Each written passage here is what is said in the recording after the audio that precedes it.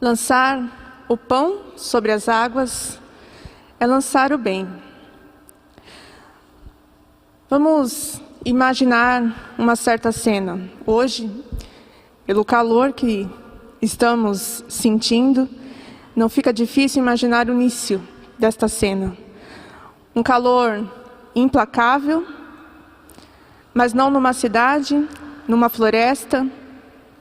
Um calor que queima a pele, que resseca a garganta sedenta por água que não tinha ali por perto. Tivesse força, poderia uma certa pessoa fechar a sua mão em torno da sua coxa, de tão magro que estava.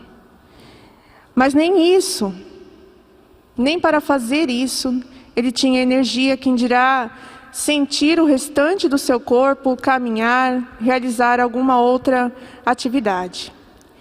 Este era Ernest Gordon, prisioneiro na casa de morte de Chiang Kai, um campo de prisioneiros no Japão, na Segunda Guerra Mundial. Tamanho era o sofrimento dele e de todos que ali estavam naquele campo, que ele simplesmente aguardava a morte chegar.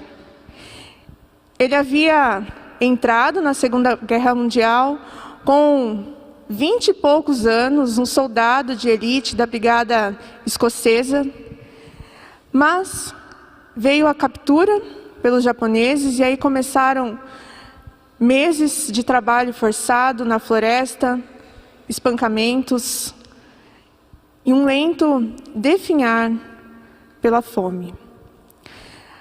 A Escócia, o seu lugar de origem, parecia distante. Ou melhor, qualquer outra civilização, qualquer outro lugar, parecia muito, muito distante, impossível de se chegar. A situação era tão complicada que os soldados aliados, aqueles que também haviam sido capturados, agiam para a própria sobrevivência, lutando cada um pela comida que havia. A morte pela doença, a difteria, era a esperança que ele tinha de sair de uma vida de perseguição, de sofrimento, de dor. Mas então algo maravilhoso acontece. 2 novos prisioneiros, ainda animados pela esperança, são transferidos para aquele campo e, embora também estivessem doentes, fragilizados, obedeciam a um outro código de convivência, tinham um outro olhar para a vida e dividiam as escassas refeições, se ofereciam voluntariamente para o trabalho extra. Eles cuidaram de Ernest, do corpo doente dele, e deram-lhe o primeiro banho depois de meses sem poder tomar banho.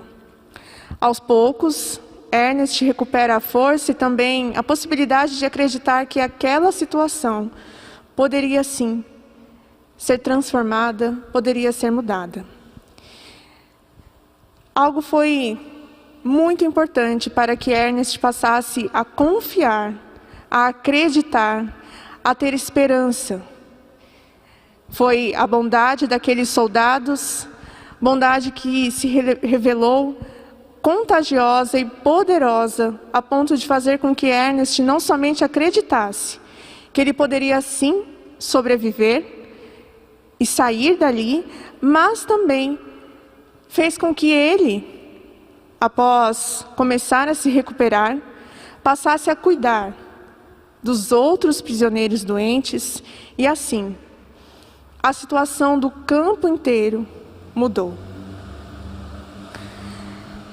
20 anos mais tarde, quando Ernest servia como capelão na Universidade de Princeton, ele descreve a transformação que viveu com as seguintes palavras: a morte ainda nos rondava, sem dúvida nenhuma. mas lentamente íamos nos libertando da sua garra destrutiva, do egoísmo, do ódio, do orgulho. Tudo isso é contrário à vida. Por outro lado, o amor, o sacrifício pessoal e a fé eram a essência da vida, presentes dados por Deus aos homens. A morte não mais tinha a última palavra naquele campo. O tema deste mês é: lança o teu pão sobre as águas. Tudo que já ouvimos até aqui, todos os sermões que foram trazidos com base neste tema, com certeza nos fez com que a seguinte pergunta viesse à nossa mente: como eu tenho lançado o meu pão sobre as águas? Como eu tenho lançado o meu pão sobre as águas? É preciso lançar para poder colher. Você tem lançado para colher para a sua carreira, por exemplo, para conquistar os seus sonhos, para conseguir as suas coisas, para que tudo funcione do seu jeito? Quando o pronome possessivo toma conta das nossas vidas, da nossa fala, dos nossos sonhos, dos nossos planos, nos prejudicamos e prejudicamos a vida de todos aqueles que estão ao nosso redor. Egoísmo. Todos nós nascemos com ele. Conforme o rei Davi escreveu no Salmo 51, versículo 5, sei que sou pecador desde que nasci. Sim, desde que me concebeu minha mãe. Nós queremos que nossas boas obras sejam notadas, apareçam. Mas muitas vezes queremos isso para satisfazer o nosso ego, não para encorajar outras pessoas. E ainda esperamos que o nosso favor seja retribuído com a mesma moeda. Quando não acontece, ficamos chateados, ficamos magoados. Ele não reconheceu o que eu fiz. Ela não percebeu que eu estendi a mão. É preciso uma ajuda sobrenatural para não vivermos somente para nós. É necessária a obra do único ser que penetrou em nosso mundo e jamais fez concessões com o seu próprio ego. Jesus nos ensinou um novo código de vida e devemos fazer como o Filho do Homem, que não veio para ser servido, mas para servir e dar a sua vida em resgate de muitos.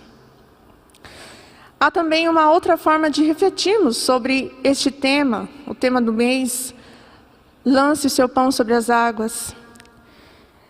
Se você não está lançando o seu pão sobre as águas porque está sem esperança, porque está difícil, realmente está difícil caminhar, porque está dolorido, você se sente perseguido, perseguida, se sente traído, lembre-se da transformação na vida de todos aqueles que serviram verdadeiramente ao Senhor.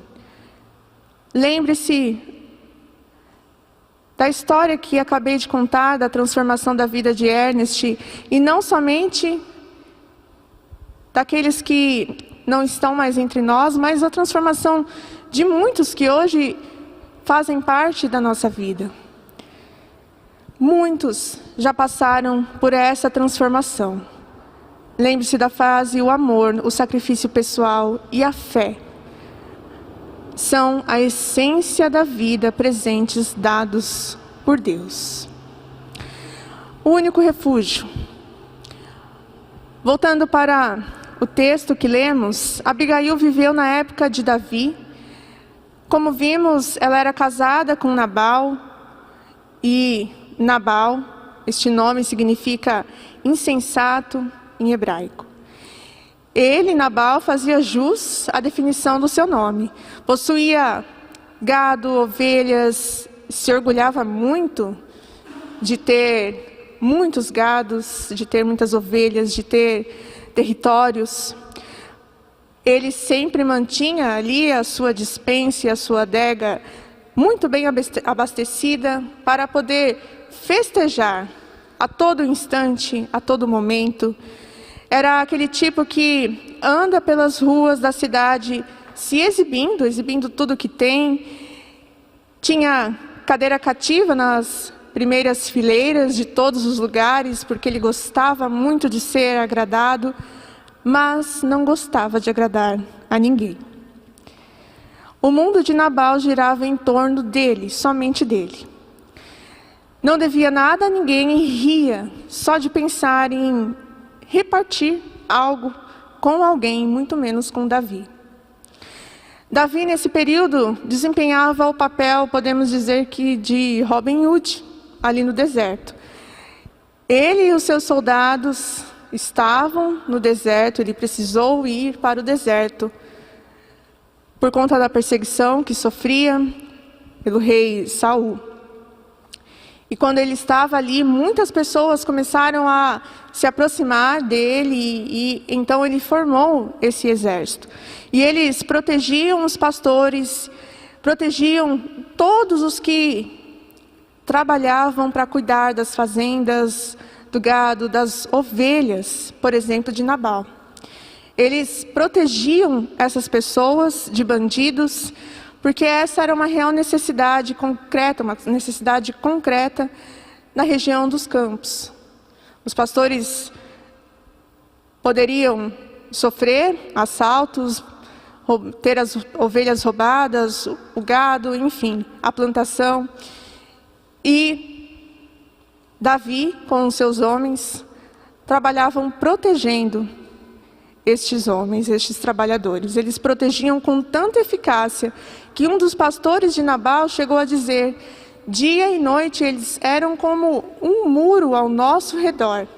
Durante todo o tempo em que estivemos com eles, eles cuidaram das nossas ovelhas. Está no versículo 16 do texto que lemos.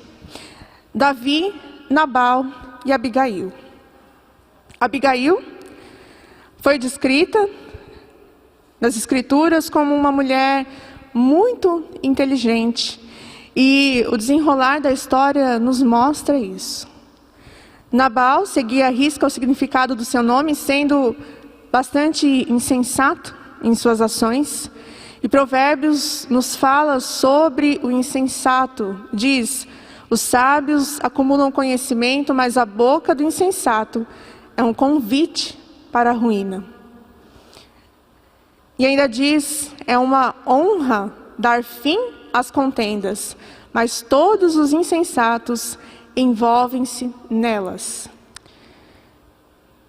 Era exatamente isso que Nabal estava fazendo.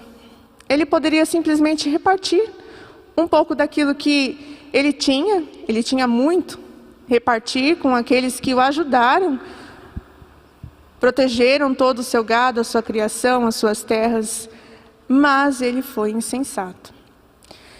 Davi, as atitudes dele falavam bastante sobre as intenções do seu coração.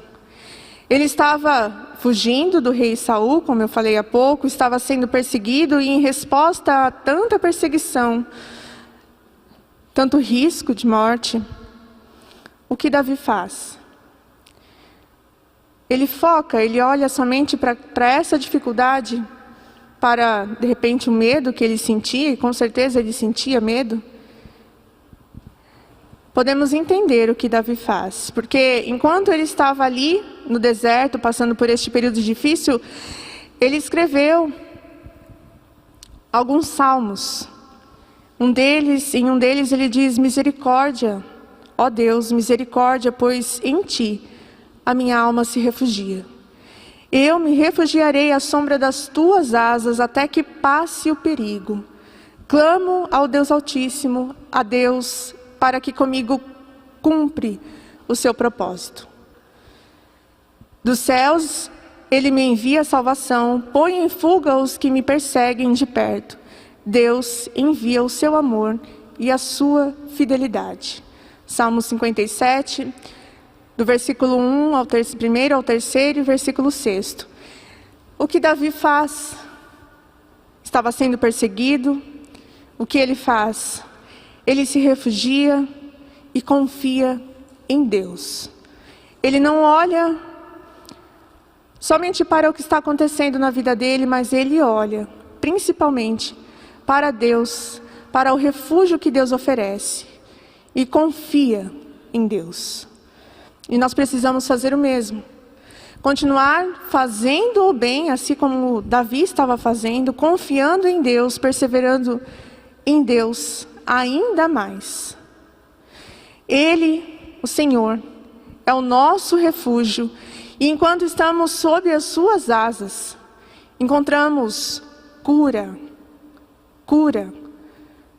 para as nossas feridas, recuperação para a nossa alma.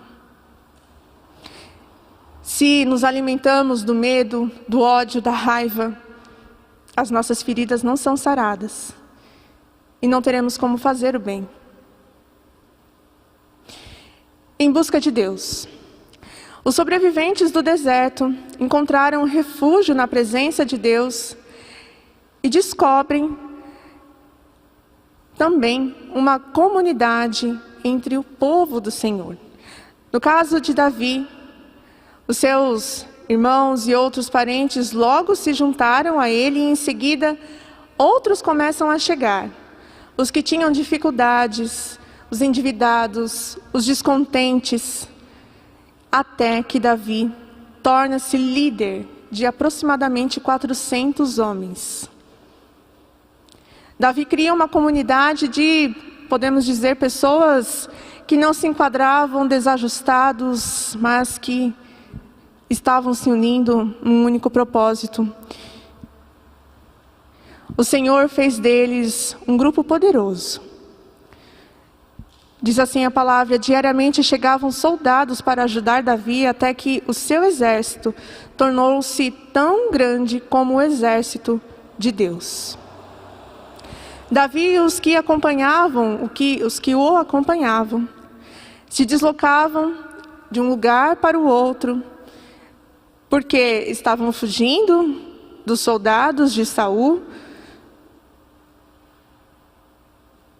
e também estavam em busca de fazer o bem. E por fim vão parar no deserto de Maom, onde se estabelecem e começam a proteger a terra contra aqueles que queriam roubar aquela terra.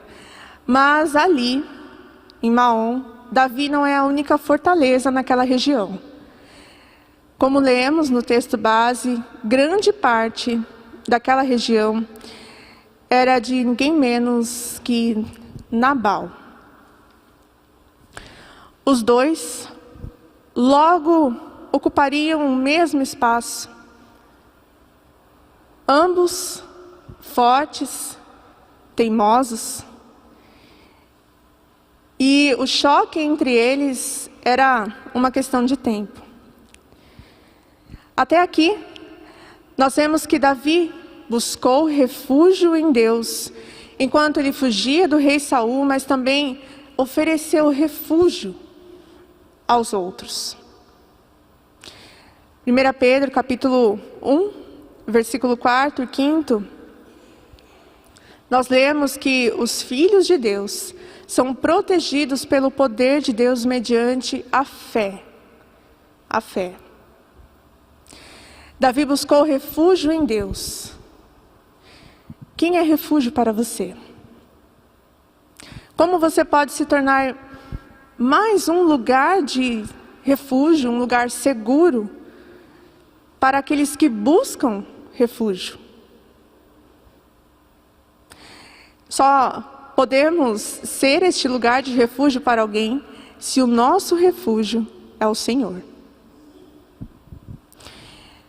Davi criou uma comunidade de pessoas marginalizadas.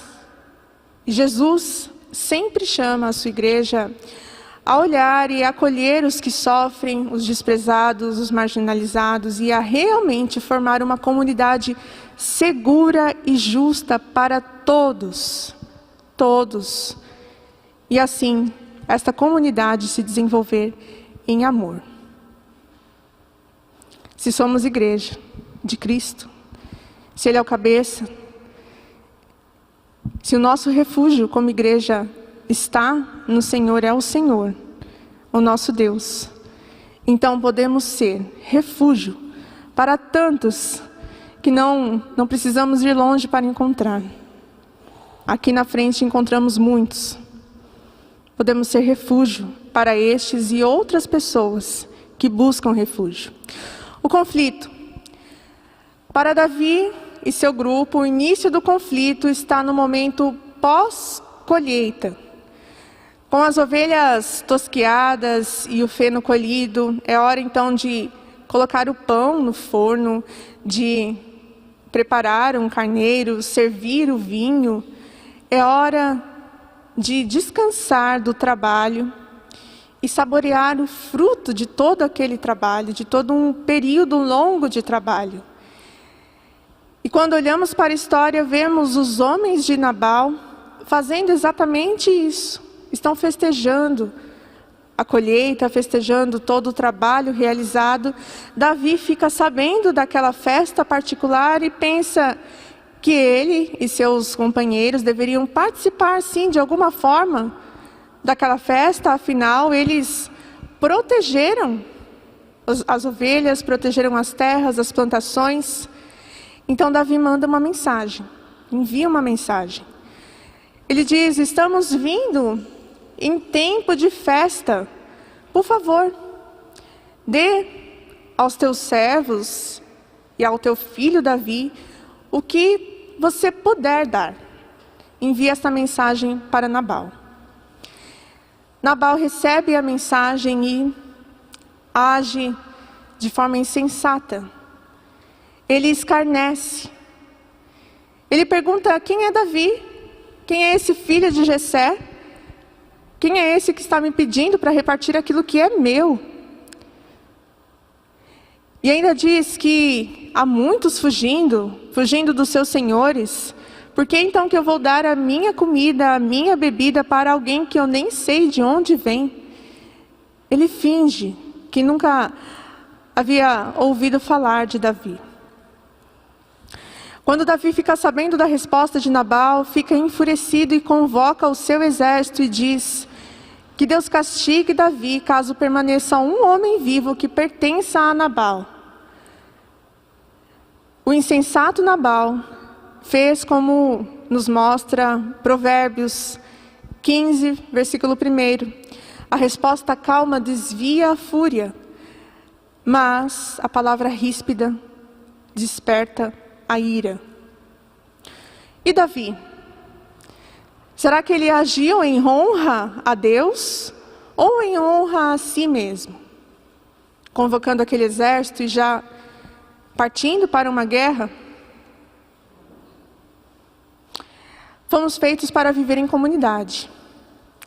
Bem no início, lá atrás, depois de criar Adão, Deus declarou: não é bom que o homem esteja só. Mas, com a comunidade, com o convívio, vêm as tensões, as dificuldades, as palavras ditas que poderiam não ter sido declaradas naquele momento. Todas essas coisas ruins são por causa do pecado. Por esta razão, devemos nos voltar para a palavra de Deus como guia de convivência a todo o momento, a todo instante. Olha o quanto o livro de Provérbios nos ensinou com poucos versículos sobre convivência. Imagina a palavra de Deus como um todo. Desta forma, reagiremos com fé, oferecendo a outras pessoas aquilo que a palavra de Deus nos ensinou, oferecendo coisas boas.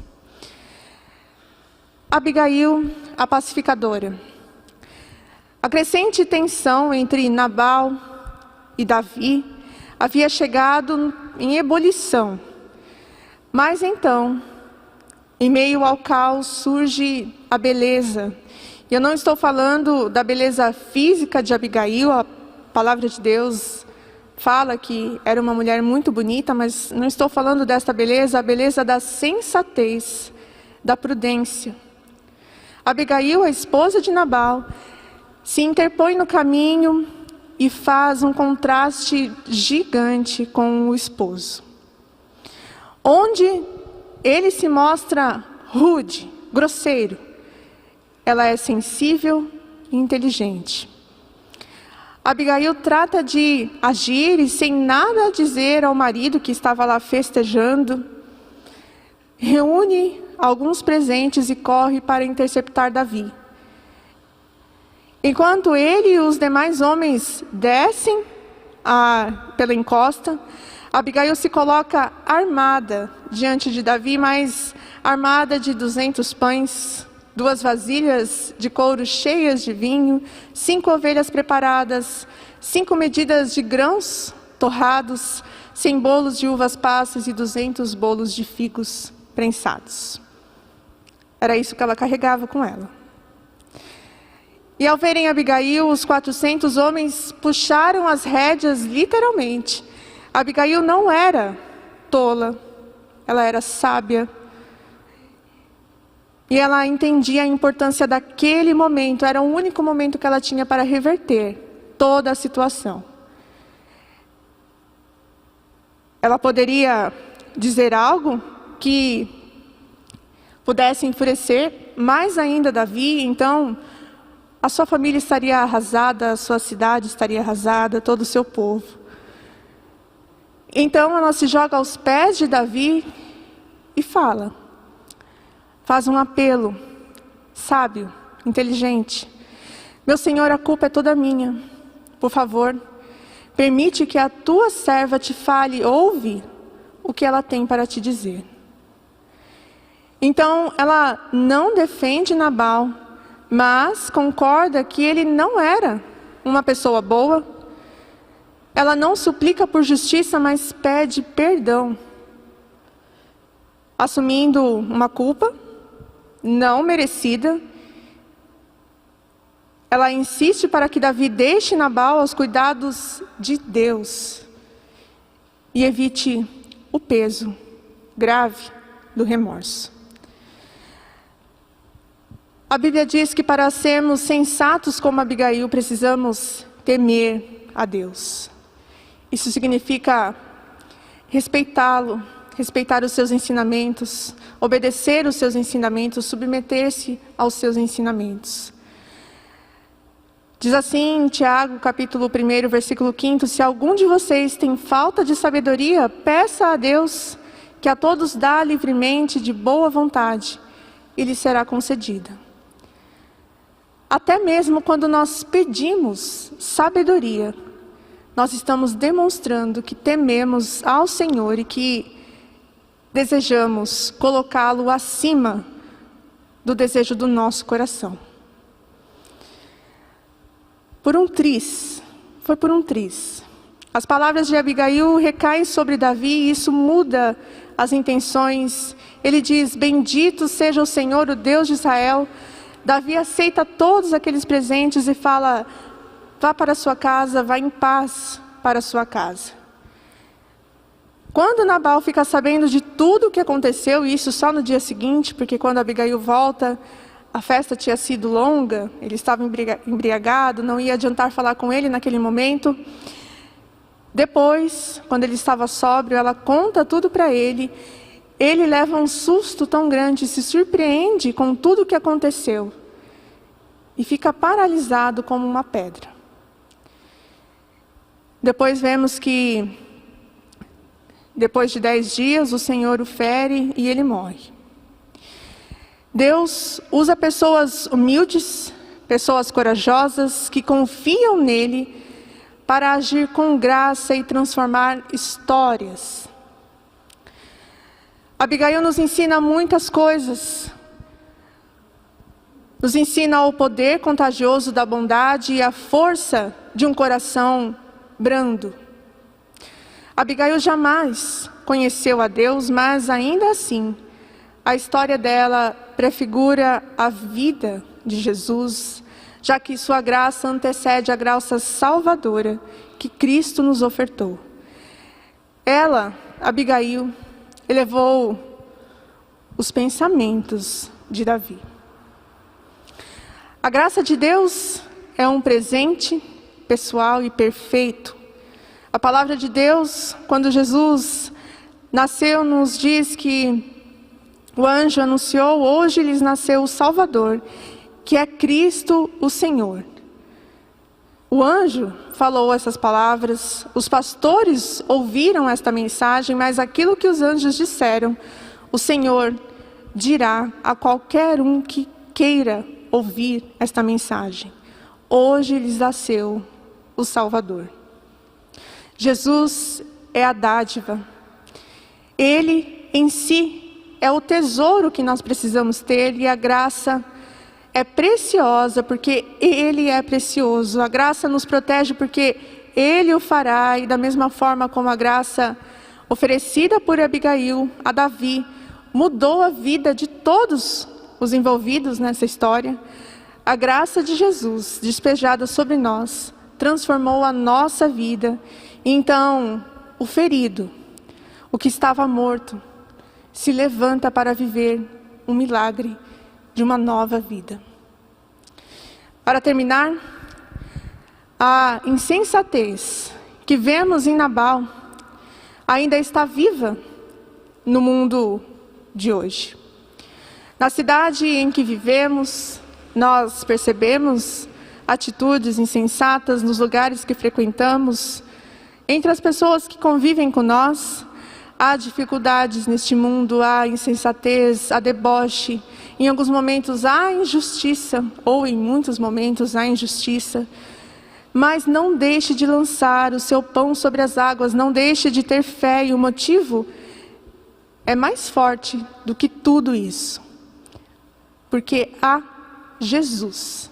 Há todas estas coisas citadas, mas há Jesus, mais forte que tudo isso. Quando permitimos que a graça de Deus se infiltre pelas as frestas, as rachaduras de nossas vidas, haverá transformação. A palavra de Deus diz que fomos salvos pela graça mediante a fé. Então creia e lance o seu pão sobre as águas. Lembre-se, lá no início, a história que eu contei, 2 prisioneiros com um olhar e gestos cheios de esperança e confiança mudaram um campo cheio de dor e sofrimento. Uma mulher, Abigail, pôde salvar a sua família e a família de muitas outras pessoas.